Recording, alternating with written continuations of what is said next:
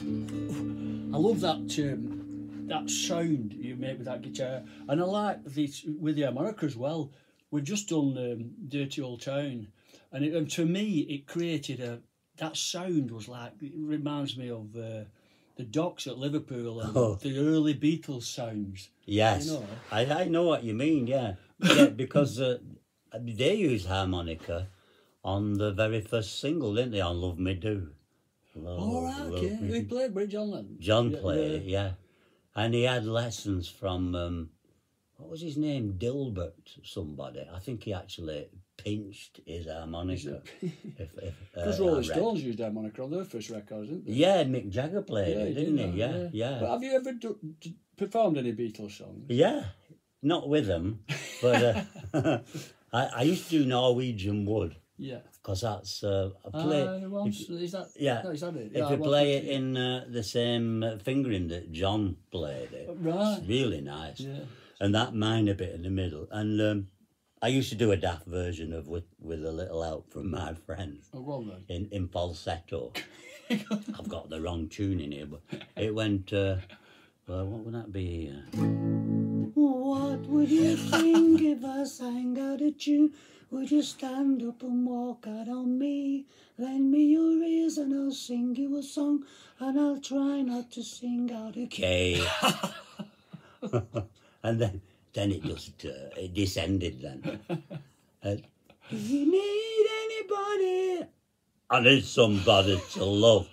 Could it be anybody? I said I just need someone to love. I don't know what the audience was to arguing with myself. Well, yeah.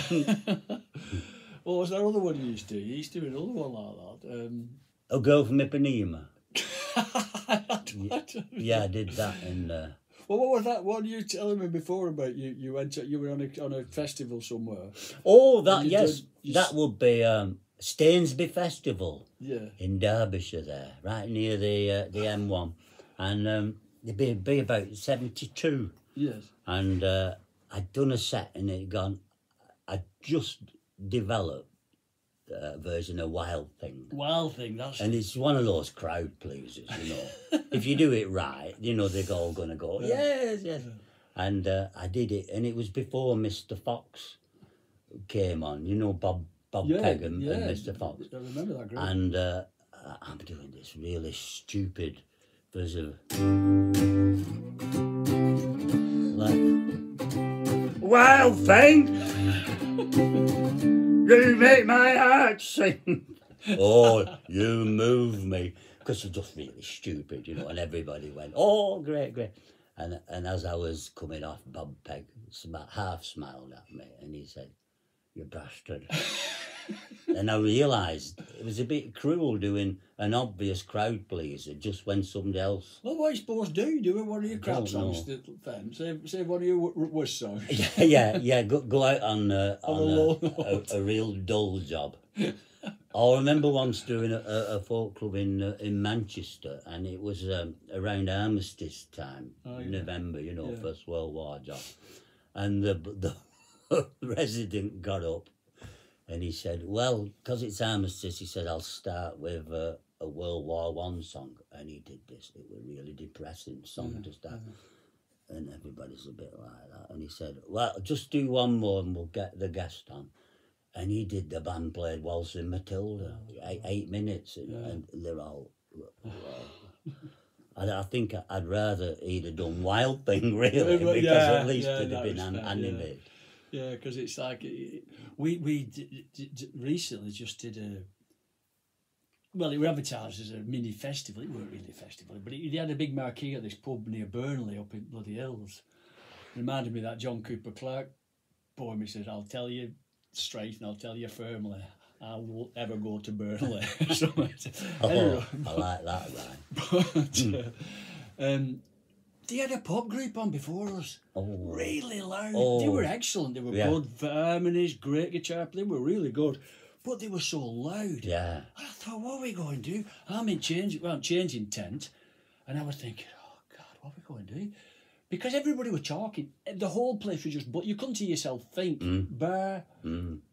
And so when we went on, I just thought, I just started talking to him, and I told him, I just said a daft poem. And they started listening, because forget punchline at poem, they had to shut up. Well, you must have done this 1,000 times, you know. And I found it quite difficult at first, but once we got them realising that we're not That background way, music, you have to listen to us, or it doesn't work, you know. Yeah.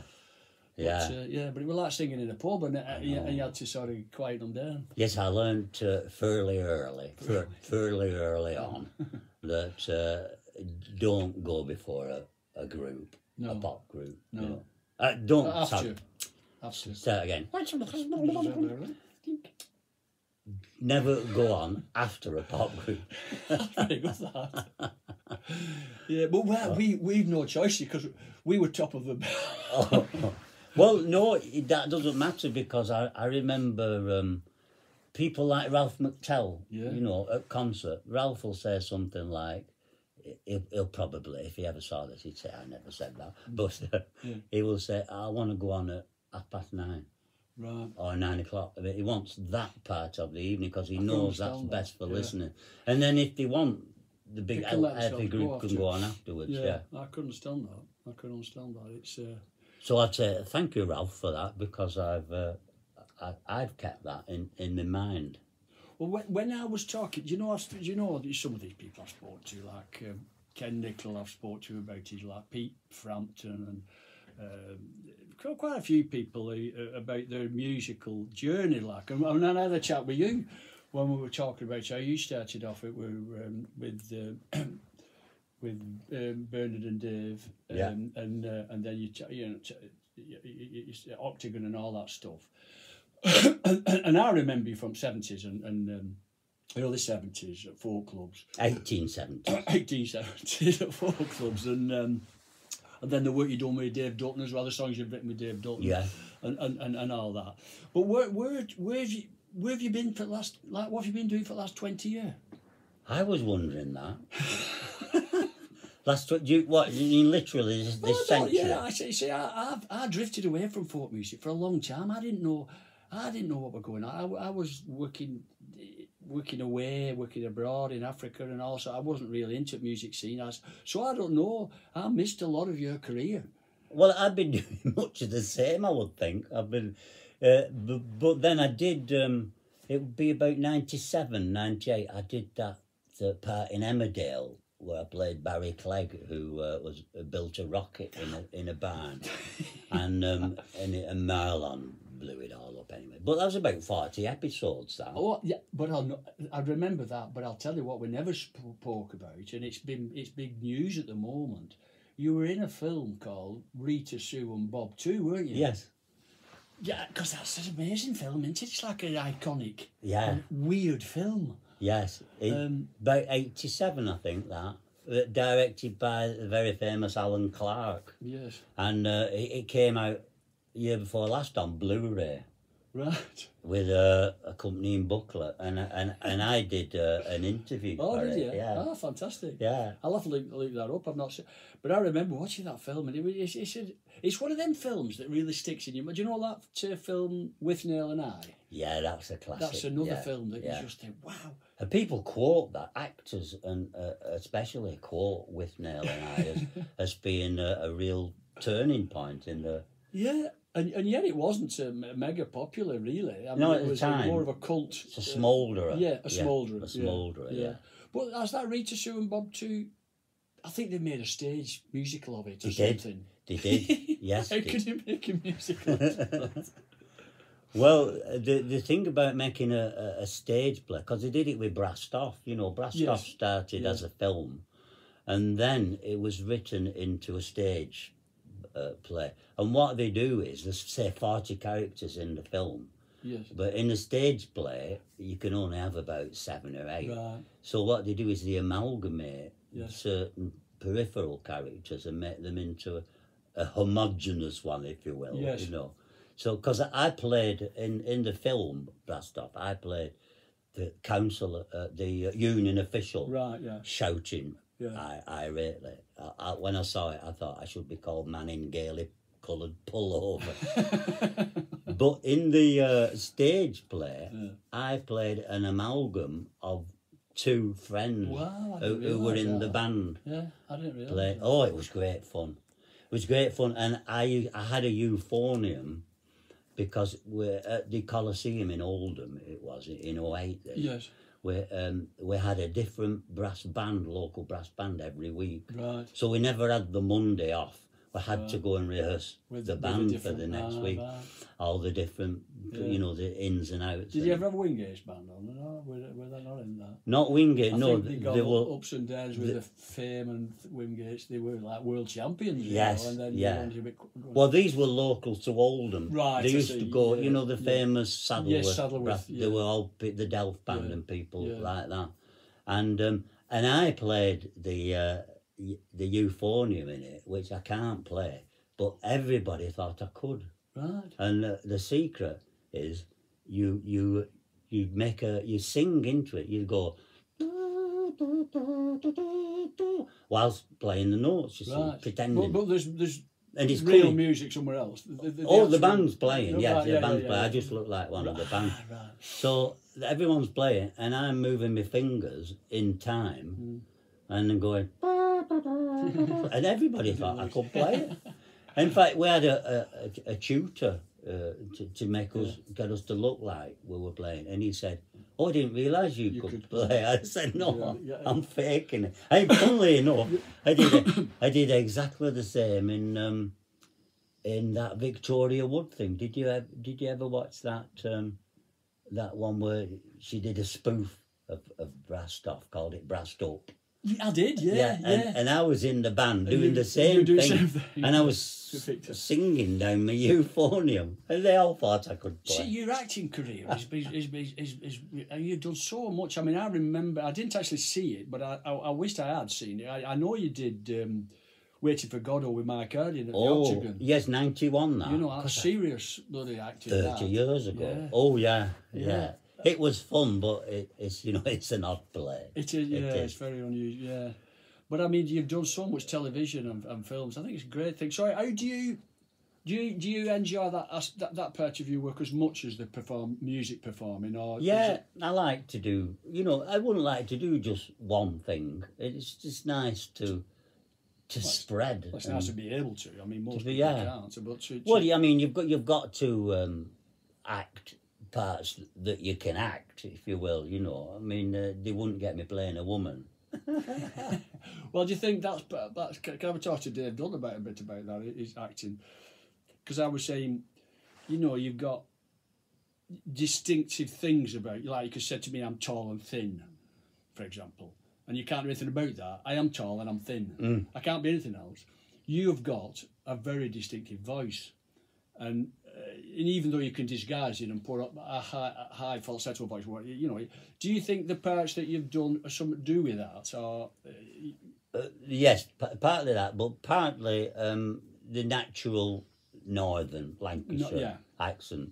And had I talked like that, one supposes one would have been offered more parts like that. But there are many people who talk like that, and they do parts really, really well. So you're not going to ask me to do that. I mean, it's a funny thing with accents.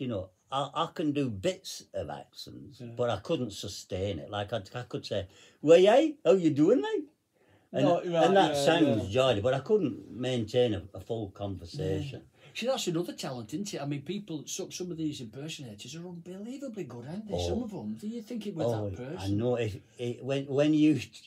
Phil Cool's like Phil that. Cool, yeah. He said to me once, he said, "I've just been working on McCartney." And he sat down, and his face started looking like McCartney. We were singing at that little place in Bernalswick? Oh, yes. That he was on, because him and his lad play there quite a bit.